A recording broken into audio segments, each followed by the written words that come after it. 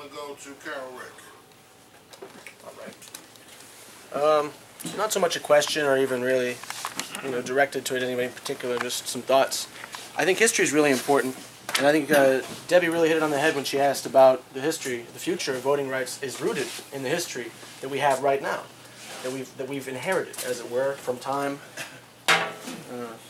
We have to know history, and the history is that when the white man emerged from the caves of Europe, where he'd been eating mushrooms grown in bat guano and things of that nature, he proceeded then to the east, where he stole diamonds and gold from Africa, barrels of oil untold from the Middle East, magnesium and jute and manganese from India, and gunpowder and silk from China.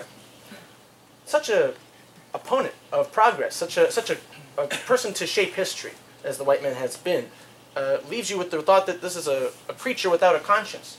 And that's exactly what Stokely Carmichael said when he said, how can nonviolence work when your enemy doesn't have a conscience? You can't convince someone who doesn't have a heart, doesn't have a soul. But we find that the greatest contradiction isn't race, it isn't religion, it isn't even some of these other things. Gender is not the principal contradiction of society, class is. But in different situations, certain contradictions emerge as more important or more dramatic in their impact than others.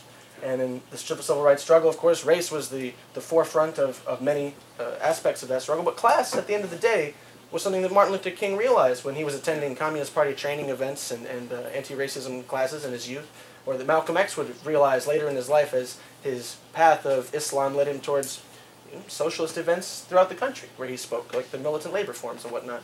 But the thing is, that history informs us now, and history repeats itself. Karl Marx told us that history repeats itself first as a tragedy, and the second time as a farce. And the tragedy has already happened.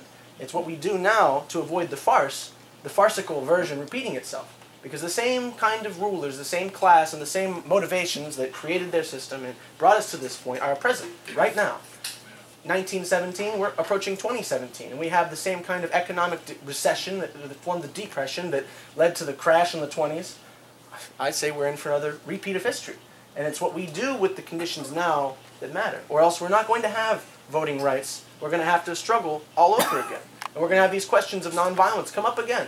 And Martin Luther King said we have the question of nonviolence versus non-existence. That's what we're really looking at. Because if we jump to violence, they've got drones now. They've got targeted precision bombs. They've got everything they need to stop us before we even think about starting something. But we still have to start it. Yeah, what you say, I have one last thing to say before you, if it's all right. You go right ahead. It's quick. It is quick. 400 years. You said that the slave trade began in North America, was it 1619?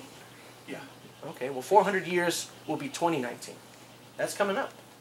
And forgive me for being biblical in a Communist Party event, but Genesis chapter 15 states, God said unto Abraham, know with a surety that thy seed will be a stranger in a land that is not theirs, and they will serve them, and they will afflict them 400 years. And at that time I will come, and I will judge that nation which they shall serve. You can interpret that any way you like, but, 400 years, it's coming up. Yeah? And we got a century since the Russian Revolution, 1917, Lenin, okay. That's all I had to say. Thank you. Yeah, Thank you. got a little mini sermon there for you. What you said reminds me of Joan Walsh's book. She's a working class journalist, called "What's the Matter with White People?" Okay? That's a good book. Her thesis is that demographics, the facts of Hispanic growth, that in just a short generation or so, we're going to be a black-brown nation and a black-brown majority. Mm-hmm. And so white folks better start better learning how to deal with it. Okay, and, the white supremacist reaction reminds me a lot of the white supremacists in South Africa, who resisted and fought to the last minute, after the ending of apartheid. Okay, now, Thank you. Carol Rick, then Ben. I was just wondering about Nick in 1962.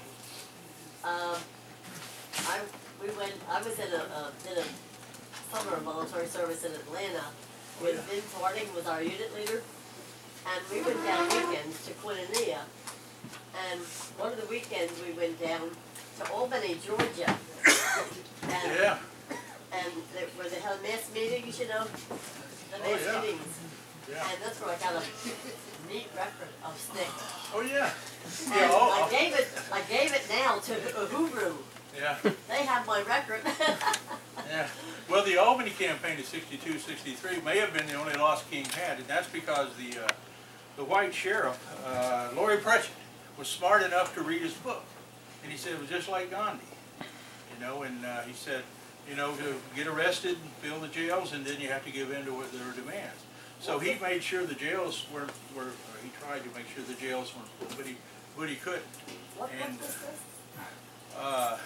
Well, any standard civil rights book will have it. Any of you guys, by the way, that want copies of these, I'll be glad to burn them for you, and I don't mean burn in a bad way, but to copy them and send them to you. I guess I could use this address.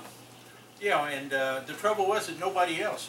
Bull Connor in Birmingham tried to show restraint and arrest, you know, and but the Albany guys they helped the elderly black ladies down and up, and then carried them to you know, off in the paddy wagon. But Bull Connor pulled out the water hose. Now the water hose he used on the kids, okay, because it's mostly high school kids, knocked the bark off trees. You know how you wash a car and you get that, you know, the old spray, and it stings? Imagine a big nasty water hose knocking you down. And then the dogs, German Shepherd dogs on the kids. These were children, okay? So that didn't last very long. You could almost always count on Southern white law officers to be racist and bigots. I mean, that's just a fact. What happened to Bull Connor? He died. Yeah, he was one of them. George Washington assassinated. Well, they almost got him in the 72 primary.